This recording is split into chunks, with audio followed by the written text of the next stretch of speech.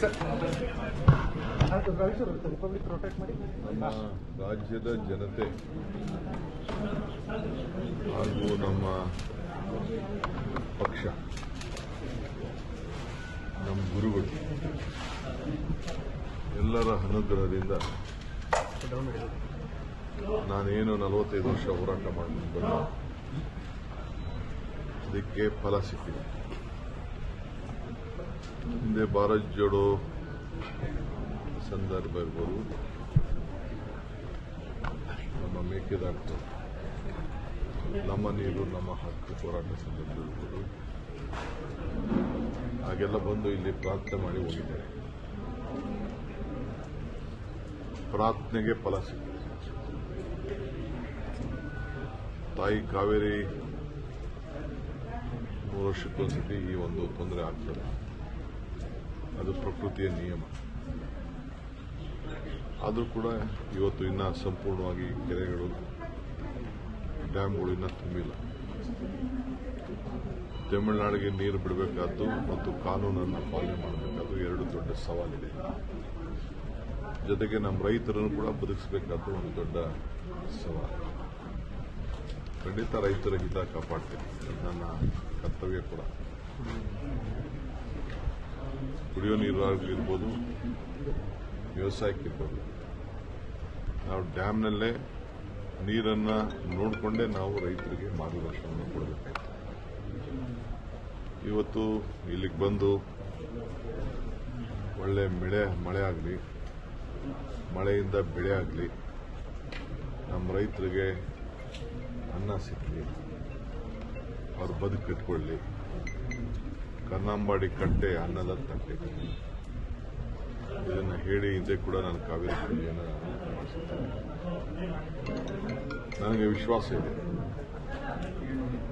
ಇವತ್ತು supreme court ಅವರು ಕೂಡ ನಾನು ಕಾವೇರಿ ಪೂಜೆ ಮಾಡಿದ್ಮೇಲೆ ನನ್ನದೇ ಆದಂಥ ಒಂದು ಪ್ರಯತ್ನ, ನನ್ನದೇ ಆದಂಥ ಒಂದು ಸ್ಟ್ರಾಟಜಿ ಇವೆಲ್ಲ ಕೂಡ ಆದಮೇಲೆ ಸುಪ್ರೀಂ ಕೋರ್ಟ್ ಕೂಡ ತಮಿಳುನಾಡಿಗೆ ಯಾವ ಥರದ ಆಗಲಿ, ಬೇರೆ ಯಾವುದೇ ಆಗಲಿ, ಪಕ್ಕದ ರಾಜ್ಯದವರಿಗೆ ನಮ್ಮ ರಾಜ್ಯದ ಸೀಮಿತವಾಗಿ ಡ್ಯಾಮ್ ಕಟ್ಟಲಿಕ್ಕೆ ಅಭ್ಯಂತರ ಇಲ್ಲ ಅಂತೇಳಿ ಸುಪ್ರೀಂ ಕೋರ್ಟ್ ಹೇಳಿದೆ. ಅದನ್ನೇ ಈಗಾಗಲೇ ನಮ್ಮ ಕೇಂದ್ರ ಸರ್ಕಾರ ಕೊಟ್ಟು ತಮಿಳುನಾಡಿನ ಸಂಸತ್ ಸದಸ್ಯರಿಗೆ ಉತ್ತರ ಕೊಡಬೇಕಾದ್ರೆ ಅದನ್ನೇ ಕೂಡ ಅವರು ಪ್ರತಿಪಾದನೆಯನ್ನು ಮಾಡಿದ್ದಾರೆ. ನಾನು ಖಂಡಿತ ನಮ್ಮ ರಾಜ್ಯದ ಹಿತ, ಅದರಿಂದ ತಮಿಳುನಾಡಿಗೆ ಏನು ನಾವು 177.5 TMC ನೀರು ಕೊಡಬೇಕು, ಅದಕ್ಕೂ ಕೂಡ ಆ ಜಡ್ಜ್ಮೆಂಟಲ್ಲಿ ಬದ್ಧತೆಯನ್ನು ವ್ಯಕ್ತಪಡಿಸಿದ್ದಾರೆ. ನಾವು ಅವ್ರಿಗೆ ಕಷ್ಟಕಾಲದಲ್ಲಿ ಬೇರೆ ಕಾನೂನಿದೆ, ಕಷ್ಟಕಾಲದಲ್ಲಿ ಬರಗಾಲ ಬಂದಂಥ ಸಂದರ್ಭದಲ್ಲಿ ಅದಕ್ಕೊಂದು ನಿಯಮ ಇದೆ. ಈಗಾಗಲೇ ವಾಟರ್ ಮ್ಯಾನೇಜ್ಮೆಂಟ್ ಅಥಾರಿಟಿ ಏನಿದೆ ಅವರು ಕೂಡ ನಮಗೆ ಕೆಲವು ಮಾರ್ಗದರ್ಶನವನ್ನು ಕೊಟ್ಟಿದ್ದಾರೆ. ನಾವು ಹೆಚ್ಚು ಕಮ್ಮಿ ಆಯಿತು ಅಂದರೆ ನಾವು ಅನ್ನೆಸೆಸರಿ ನಮ್ಮ ಡ್ಯಾಮ್ ಕೀನ ಬೇರೆಯವರಿಗೆ ಕೊಡಬೇಕಾದಂಥ ಒಂದು ಪರಿಸ್ಥಿತಿ, ಕೇಂದ್ರ ಸರ್ಕಾರ ಕೊಡಬೇಕಾದಂಥ ಒಂದು ಪರಿಸ್ಥಿತಿ ಬರ್ತದೆ. ಅದು ಆಗಬಾರ್ದು. ನಾವೇ ನಮ್ಮ ರೈತರನ್ನು ಬದುಕಿಸಬೇಕು, ಕಾನೂನು ಕಾಪಾಡಬೇಕು. ಇದು ಬಹಳ ಮುಖ್ಯ. ಈ ಎಲ್ಲ ಕಷ್ಟ ತಪ್ಪಿಸ್ಬೇಕಾದ್ರೆ ವರ್ಣನ ಕೃಪೆ, ನಿಮ್ಮ ನಮ್ಮೆಲ್ಲರ ಪ್ರಾರ್ಥನೆ, ಈ ಎಲ್ಲ ಜನತೆಯ ಪ್ರಾರ್ಥನೆ, ಯಾರ್ಯಾರು ಈ ರಾಜ್ಯದಲ್ಲಿ ನಾವೆಲ್ಲ ಇದ್ದೀವಿ ನಾವೆಲ್ಲ ವರ್ಣನ ಕೇಳಬೇಕು. ಪ್ರೈಮ್ ಮಿನಿಸ್ಟರ್ ಕೂಡ ಮುನ್ನೆಚ್ಚರಿಕೆ ಗಂಟೆ ನಮಗೆ ಒಂದು ತಿಂಗಳಲ್ಲೇ ಕೊಟ್ಟಿದ್ದಾರೆ. ಅದು ಕೂಡ ನಾವು ಗಮನದಲ್ಲಿ ಇಟ್ಕೊಳ್ಬೇಕು. ಅವರಿಗೆ ಆದಂಥ ಮಾಹಿತಿ ಮೇಲೆ ಅವರು ಕೂಡ ಕೊಟ್ಟಿದ್ದಾರೆ. ಸೊ ಈಗಾಗಲೇ ಕೃಷ್ಣ ತುಂಬಿದೆ, ತುಂಗಭದ್ರಾ ಇನ್ನು ಅದಕ್ಕೆ ನೀರು ಬರಬೇಕಾದಂಥ ಅವಶ್ಯಕತೆ ಇದೆ. ಕೃಷ್ಣ ಹೇಳಿದೆ, ಕಾವೇರಿಯಲ್ಲಿ ಇನ್ನು ನಮ್ಮ KRS ಮತ್ತು ಹೇಮಾವತಿ ಬಂದಿದೆ. ಆ ದೃಷ್ಟಿಯಿಂದ ಇವತ್ತು ಬಂದು ನಾನು ಇಲ್ಲಿ ಒಂದು ಪ್ರಾರ್ಥನೆ ಮಾಡಬೇಕಾದ್ದು ನನ್ನ ಧರ್ಮ. ಇಲ್ಲಿ ಡೆಪ್ಟಿ ಕಮಿಷನರ್ಗೆ ಮತ್ತು ನಮ್ಮ ಮಂತ್ರಿಗೆ ಇನ್ನೊಂದು ವಿಶೇಷವಾದಂಥ ಪೂಜೆ ಅವಶ್ಯಕತೆ ಇದೆ. ಇದಲ್ಲದೆ ಕಿಗ್ಗಾಲಿ, ಶೃಂಗೇರಿ ಮಳೆಗೋಸ್ಕರ ಇರುವಂಥ ಒಂದು ಐತಿಹಾಸಿಕವಾದಂಥ ಒಂದು ದೇವಸ್ಥಾನ ಇದೆ.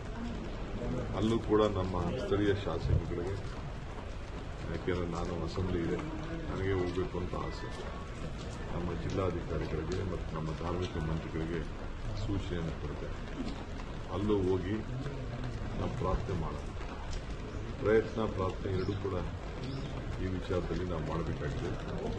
ಈ ನಿಟ್ಟಿನಲ್ಲಿ ನಾನು ಇಲ್ಲಿಗೆ ಬಂದಿದ್ದೇನೆ. ಸರ್, ಅಧಿವೇಶನದಲ್ಲಿ ಈಗಾಗಲೇ ಒಂದು ದೇಹ ಮಂಡನೆಯಾಗಿ ಸರ್ಕಾರಿ ಜಾಗದಲ್ಲಿ ಯಾವುದೇ ಕಾರ್ಯಕ್ರಮಗಳನ್ನು ಮಾಡಬೇಕಾದ್ರೆ ಪರ್ಮಿಷನ್ ತಗೋಬೇಕು ಅಂತೇಳಿ, ಆದರೆ RSSನ ಸಂತೋಷ್ ಜಿ ಅವರು ನಾವು ಹಿಂದೆನೂ ಕೂಡ ನೋಂದಣಿ ಆಗಿರಲಿಲ್ಲ, ಮುಂದೆನೂ ಕೂಡ ನೋಂದಣಿ ಆಗೋದಿಲ್ಲ ಅನ್ನೋಂತಹ ಮಾತನ್ನ ನೋಡಿ. RSS ಇದು ಸಂತೋಷ್ ಜಿ ಅವರು ಯಾವುದೇ ಯಾರು ಕೊಟ್ಕೊಳ್ಬೇಕಂತ ಏನು ಅವಶ್ಯಕತೆ ಇಲ್ಲ.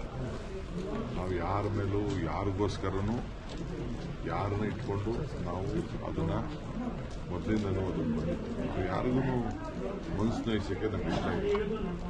ನಾವು ಯಾರೇ ಆಗಲಿ, ಯಾವುದೇ ಧರ್ಮ ಆಗಲಿ, ಯಾವುದೇ ಸಂಘಟನೆ ಆಗಲಿ, ನಿನ್ನೆ ವಿಧಾನಸೌಧದಲ್ಲಿ ಮಾಡಬೇಕಾಯ್ತು. ನಾನು ಕೃಷ್ಣ ಬೈರೇಗೌಡರು ಕೂಡ ಬೆಂಗಳೂರು ಸಿಟಿ ನನ್ನ ಪರ್ಮಿಷನ್ ತೆಗೆದುಕೊಂಡು, ಸರ್ಕಾರ ಪರ್ಮಿಷನ್ ತೆಗೆದುಕೊಂಡು ಹಬ್ಬ ಫ್ರೀಡಮ್ ಹಬ್ಬ ಮಾಡಿದ್ರು. ಇನ್ನೇನೇನು ಹಬ್ಬಗಳು ಮಾಡ್ತಾರೆ. ನಮ್ಮ ಸರ್ಕಾರದಕ್ಕೆ ಮಾಹಿತಿಗೆ ಬಂದರೆ, ಪರ್ಮಿಷನ್ಗೆ ಬಂದರೆ ಖಂಡಿತ ಅದಕ್ಕೆಲ್ಲ ಏನೇನು ಪರ್ಮಿಷನ್ ಕೊಡಬೇಕು ಖಂಡಿತ ನಾವು ಕೊಡ್ತೇವೆ. ಸಿಬ್ಬಂದಿಗಳನ್ನು ಏರ್ಪಾಡು ಮಾಡ್ತೇವೆ. ಸೊ ಯಾರು ಗಾಬರಿ ಪಡ್ಕೊಳ್ಬೇಕು. ಈ ರಾಜ್ಯದ ಎಲ್ಲರೂ ಕೂಡ ಅವರವ್ರ ಇಚ್ಛೆಯಂತೆ ಕಾನೂನು ಚೌಕಟ್ಟಿನಲ್ಲೇ ನಾವೆಲ್ಲ ಸೇರಿ ಕೆಲಸ ಮಾಡಬೇಕಾಗ್ತದೆ. ಅದರಿಂದ ಯಾರು ಬಿಜೆಪಿಯವರು ತೊಂದರೆ ಮಾಡ್ಕೊಳ್ಳೋದು ಬೇಡ, ಕಾಂಗ್ರೆಸ್ ಅವರು ಮಾಡ್ಕೊಳ್ಳೋದು ಬೇಡ, ದಳದವರು ಮಾಡ್ಕೊಳ್ಳೋದು ಬೇಡ, ಯಾವ ಸಂಘಟನೆಯವರು ಮಾಡ್ಕೊಳ್ಳೋದು ಬೇಡ. ಈಗ ಅಲ್ಲಿ ನಾವು ವೋಟ್ ಚೋರಿದು ಬಂದಿತ್ತು. ವೋಟ್ ಚೋರಿಗೆ ರಾಹುಲ್ ಗಾಂಧಿ ಅವರು ಬಂದಿದ್ದಾರೆ, ಮಲ್ಲಿಕಾರ್ಜುನ್ ಖರ್ಗೆ ಅವರು ಬಂದಿದ್ದಾರೆ. ಸೊ ಆಗ ನಾವು ಫ್ರೀಡಂ ಪಾರ್ಕಿಂದ ಇದಕ್ಕೆ ಎಲೆಕ್ಷನ್ ಕಮಿಷನ್ಗೆ ಹೋಗಿ ಒಂದು ಅರ್ಜಿ ಮಾಡಬೇಕು. ಬರೀ 100 ಮೀಟರ್, 100-150 ಮೀಟರ್ಗೆ ಅದಿತ್ತು. ನಾವು ಚೀಫ್ ಇವ್ರಿಗೆ, ನಮ್ಮ ಅಪೋಸಿಷನ್ ಲೀಡರ್ಗೆ, ರಾಹುಲ್ ಗಾಂಧಿಗೆ, ಖರ್ಗೆ ಅವ್ರಿಗೆ, ಇಲ್ಲ ನೀವು ಜಾಥಾ ಮಾಡೋಕ್ಕೆ ಆಗುದಿಲ್ಲ ಅಂತ ಹೇಳಿದ್ರು. ಏಕೆಂದರೆ ಕೋರ್ಟಲ್ಲಿ ಒಂದು ಪರ್ಮಿಷನ್ ತಗೋಬೇಕು ಅಂತ, ಕೋರ್ಟು ಸುಪ್ರೀಂ ಕೋರ್ಟ್ ಎರಡು ಕೂಡ ಪರ್ಮಿಷನ್ ತಗೋಬೇಕು ಅಂತ ಹೇಳಿದೆ. ಸೊ ನಾವು ಅಧಿಕಾರದಲ್ಲಿದ್ದೀವಿ ಅಂತೇಳಿ ನಾವು ಅಧಿಕಾರದ ದುರುಪಯೋಗ ಮಾಡಬಾರ್ದು ಅಂತೇಳಿ ರಾಹುಲ್ ಗಾಂಧಿ ಅವರಿಗೆ ನಾವೇ ಕನ್ವಿನ್ಸ್ ಮಾಡಿದ್ವಿ.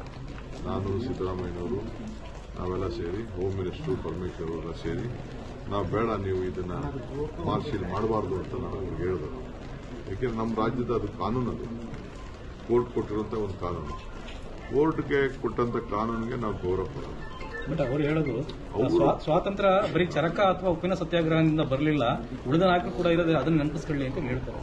ಪಾಪ ಅವರು ಹಿರಿಯರಿದ್ದಾರೆ, ಅವ್ರ ಮಾರ್ಗದರ್ಶನ ಕೇಳೋಣ, ಏನು ತೊಂದರೆ ಇಲ್ಲ. ಬಟ್ ಮೊದಲಿಂದನೂ ಕೂಡ ಆ ಕಾನೂನಲ್ಲಿ ಕೆಲವು ಅವಕಾಶಗಳು ಏನಿದೆ ಅದನ್ನ ನಾವು ಸ್ವಲ್ಪ ಕ್ಲಿಯಾರಿಟಿ ಕೊಟ್ಟಿದ್ದೀವಿ ಅಷ್ಟೇ. ಯಾರು ಗಾಬರಿ ಮಾಡ್ಕೊಳ್ಳುವಂತ ಅವಶ್ಯಕತೆ ಇಲ್ಲ. ಸರ್, ಇದು